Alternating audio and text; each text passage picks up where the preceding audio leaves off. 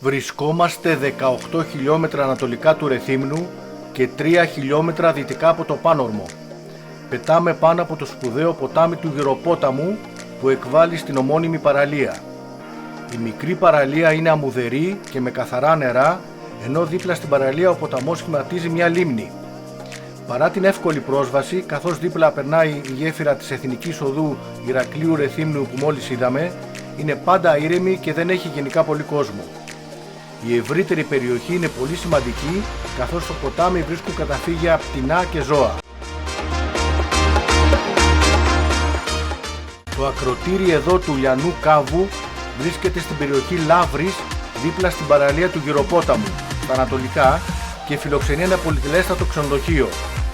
Μπροστά από το ξενοδοχείο υπάρχουν, όπως βλέπουμε, διάφοροι μικροί τεχνητοί κόλποι που μπορείτε να τους προσεγγίσετε περπατώντας το μονοπάτι που ξεκινάει δίπλα από την παραλία του Γεροπόταμου.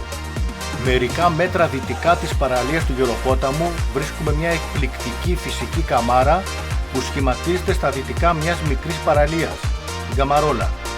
Η παραλία είναι μικρή με άμμο και ψηλό βότσαλο και πεντακάθαρα βαθυγάλαζα νερά.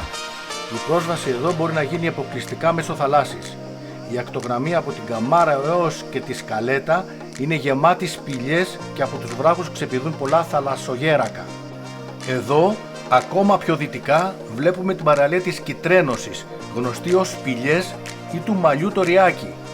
Είναι σχετικά άγνωστη, παρόλο που βρίσκεται και αυτή πολύ κοντά στην Εθνική Οδό Ηρακλείου Ρεθύμνου. Χαρακτηριστικό της παραλίας είναι οι μεγάλες σπηλαιώσεις στα βράχια της παραλίας. Πίσω από το αριστερό άκρο και από το δυτικό υπάρχουν πολλές σπηλιές με βράχους σε μοναδικούς σχηματισμούς.